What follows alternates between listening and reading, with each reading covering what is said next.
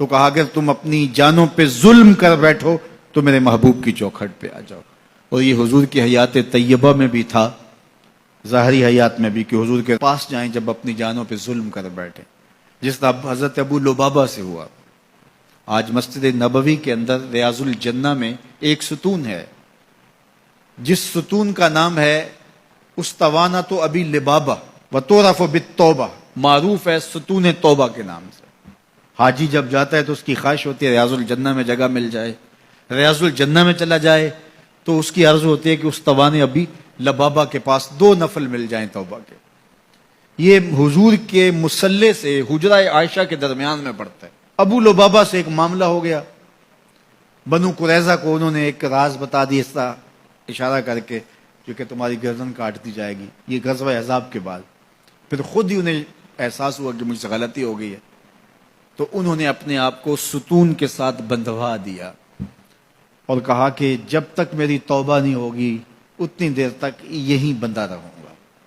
تو حضور نے دیکھا تو اب چونکہ انہوں نے قسم کر لی تھی، فرمایا ٹھیک ہے جس طرح اللہ کا حکم آتا ہے. اور حضور جاتے ہیں آتے ہیں، رستے میں یہ ستون پڑتا ہے تو حضور کے دل سے ان کے لیے مغفرت کی دعائیں نکلتی کہ اللہ انہیں معاف کر دے.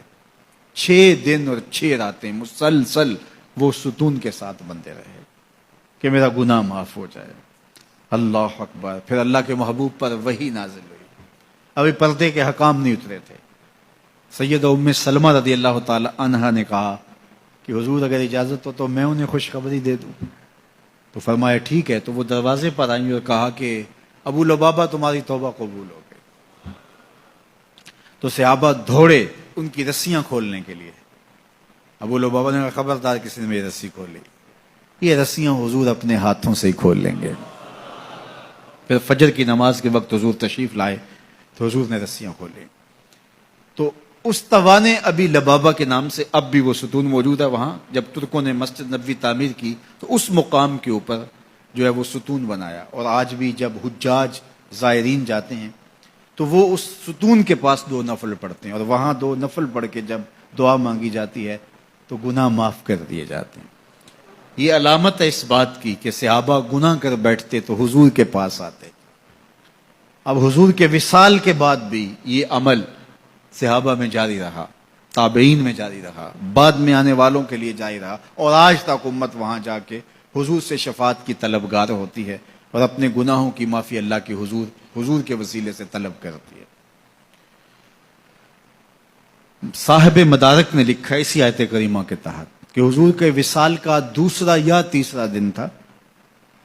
ایک عربی دیہاتی دور دراز سے سفر کر کے مدینۃ المنورہ پہنچا حضور سے ملنے کے لیے. جب داخل ہوا تو پتہ چلا کہ حضور کا تو وصال ہو گیا 3 دن پہلے. تو پھر اس پہ کیا گزری، اس نے رونا شروع کر دیا اور حضور کے روضے پہ آیا، قبر انور کی مٹی کو اپنے سر پہ ڈالتا اور کہتا حضور میں تو گناہوں کی بخشش کے لیے آیا تھا، اللہ کا کلام پڑھا تھا اگر اپنی جانوں پہ ظلم کر بیٹھو تو محبوب کی چوکھٹ پہ آ جاؤ. مجھے یہاں آ کے پتا چلا ہے کہ آپ تو وصال کر گئے ہیں، تو میں تو نہیں جانا جب تک گناہوں کی مغفرت نہ ہو. ضد کر بیٹھا تیرے کولوں انج منگاں گا جویں اڑیاں کرے ایانا. تو وہ ضد کر بیٹھا حضور کے روضہ انور کے پاس، قبر نور کے پاس بیٹھ گیا، مٹی لا کے سر میں ڈالتا اور کہتا کہ حضور میں تو بخشش و مغفرت کے لیے آیا ہوں، میں نے تو نہیں جانا جب تک میری مغفرت نہ کر دی جائے. تو صاحب مدارک نے لکھا ہے فنودیا من القبر انہ قد غفر لک، قبر نور سے آواز آئی جا تیرے گناہ معاف کر دیے گئے. یہ حضور کے وصال سے 3 دن بعد کی کہانی ہے.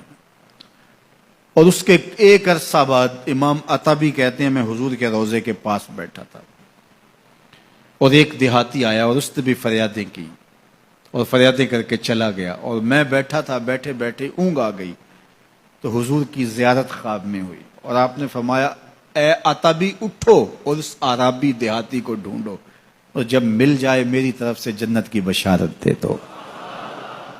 مجرم ہو تو منہ اشکوں سے دھوتے چلے آؤ، مجرم ہو تو منہ اشکوں سے دھوتے چلے آؤ، آؤ در تواب پہ روتے چلے آؤ. قرآن میں مذکور ہے بخشش کا طریقہ، سرکار کی دہلیز سے ہوتے چلے آؤ. کہا جرم کر بیٹھو تو محبوب کی چوکھٹ پہ آ جاؤ. پھر کیا ہوگا؟ لَوَجَدُ اللَّهَ تَوَّابًا رَحِيمًا.